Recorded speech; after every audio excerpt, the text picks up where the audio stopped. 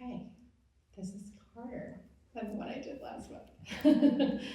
Thank you to Maternal Wealth and, of course, the Lemon Grove for organizing the event.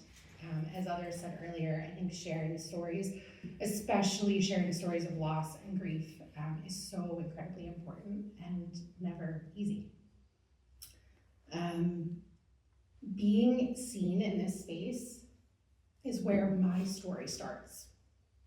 So, as you heard when Enza just introduced my bio, I'm on a quest to take up space.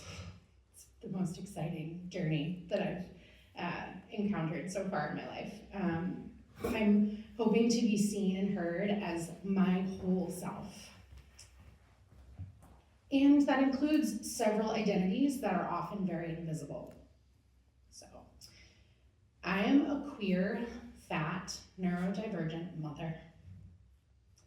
Some of these identities are more obvious than others, and each has been the result of an incredible journey of self-exploration and growth.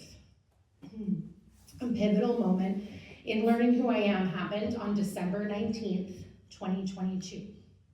It was the first day that I felt like I could call myself a mother. I'm not here to debate when life begins or when motherhood begins, but I can share my own personal reflection on the questions that kept me up at night after that December day and of a subsequent day in early January. So what makes you a mother? Does a child need to be born to have drawn breath? Are you a mother to be until you go into labor or bring your first child home from adoption? Are you the mother of your embryos while awaiting transfer? Or does it suddenly happen when the embryo is declared viable? And then, do you transform into a real mom somehow at some predetermined moment in the perinatal journey? On December 19th, 2022, my husband and I learned that our daughter, who we had conceived via IVF after 2 years of trying, IUI after 2 years of trying, had a brain anomaly. So we had entered our anatomy scan after a pretty uneventful early pregnancy. We knew that the anatomy scan could involve repeated imaging attempts and had been warned that given the fact that I was in a larger body, there may be some difficulties capturing images on the first try. We had prepared ourselves for long waits and a few what ifs, but we were not prepared to hear what the doctor told us in very clear and plain language. It appears that the fetus's brain doesn't have a midline, and there are some facial anomalies consistent with cleft lip and palate. At this moment, I felt like the floor had dropped out from underneath me. Always the one to want the worst case scenario, I asked the doctor immediately if we may need to consider terminating the pregnancy.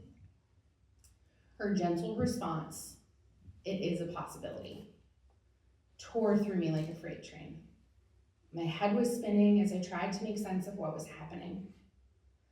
We were then told that more tests would be needed, that ultrasounds weren't always able to see things clearly, especially in parents with high BMIs.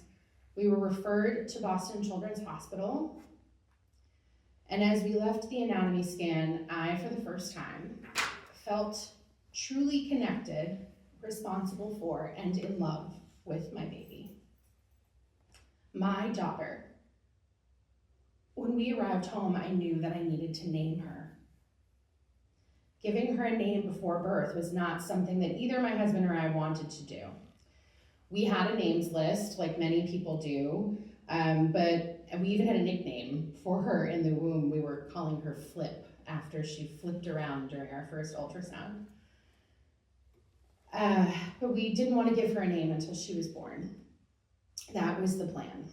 But after our scan, I knew that I needed to say her name and say it out loud over and over and over again to make her real. So on December 19th, 2022, Elvira Claire Gillum was named.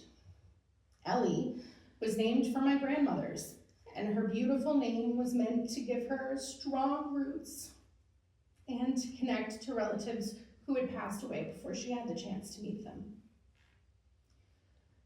Over the next week, we had more testing done, met with a neonatal neurologist, social worker, and genetic counselor, and we decided that we needed to say goodbye to our sweet little one. All of this transpired just 2 days before Christmas. I don't need to tell you how emotional this time was for my family. There's never a good time to find out devastating news, but receiving this news at Christmas felt extra cruel. I spent the next 2 weeks carrying our daughter, beginning to feel her movements, knowing that we would be saying goodbye to her before we could ever touch her face.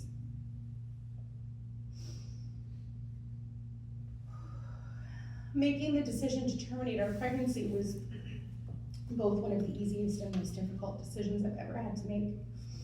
As a mother, I would give anything to be able to guarantee that my child would never feel pain. If I could prevent countless surgeries, hospital stays, and a prognosis of less than a year to live, why wouldn't I? It felt selfish to consider continuing the pregnancy only to birth her into a life that would consist of a hospital, feeding tubes, and painful interventions. This is when I knew that I was a mother. That I had to put my own feelings and heartbreak aside and to think of what was best for my daughter. And what was best for my family was to let her peacefully pass away before she could experience the trauma of living. It wasn't until after January 6th, 2023, when I started to question whether or not I was a real mom.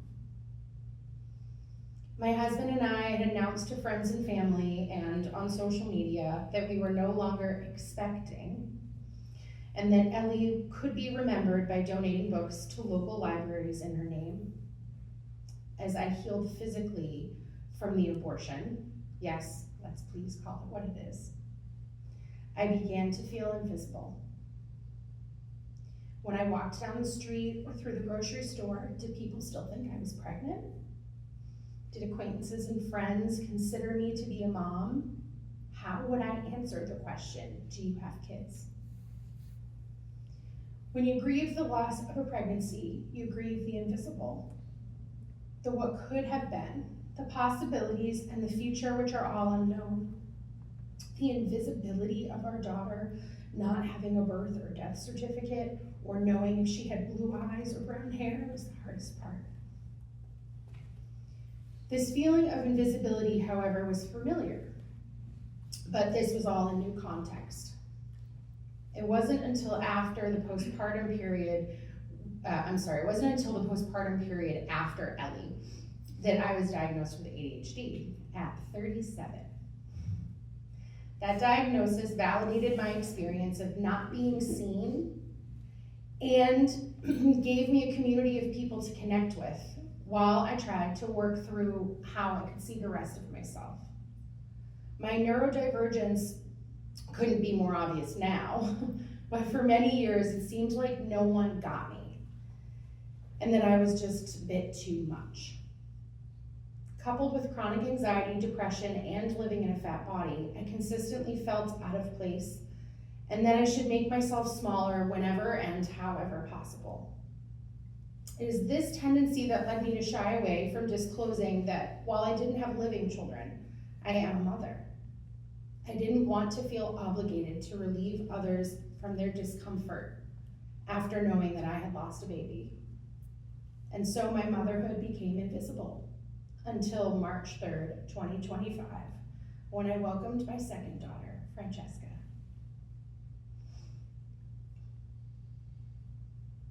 Much like in my first pregnancy in a fat body is often invisible. I grieved the lack of the perfect baby bump, the accessibility of maternity clothes, and the warmth of strangers' smiles at my growing belly. I felt my body changing, but there weren't too many outward signs of these changes, and that, coupled with the loss of our first pregnancy, made this new pregnancy even more difficult to accept as really happening. Once made known, strangers would ask, "Oh, is this your first?" And the mental gymnastics would begin on how to answer. Every appointment with new medical staff would result in sharing our story of our first loss. And I still didn't feel like I was being seen as my whole self. It seemed like no one understood the nuances of such a loss. But it's getting better. It wasn't until I began reflecting on how I would share this story tonight that the last pieces of the puzzle came together for me. I am on a quest to take up space, to be seen. But what does that mean? I am finding meaning by proudly owning and sharing my identity as a queer woman who is married to a cisgendered heterosexual man. My marriage looks normal and traditional, but the truth is I'm part of the queer community. I do not present as mentally ill, but I manage chronic mental illness and I'm neurodivergent. Again, I have found community in sharing this part of myself. I am fat. I am not a failed thin person, and I am not going to hate my body because society says that I should. There's community there too, and I am a mother. I was a mother in 2022, and I'm a mother now. I'm a mother of 2 daughters, one who is living and one who is not. And because I shared this all with you tonight, I am no longer invisible.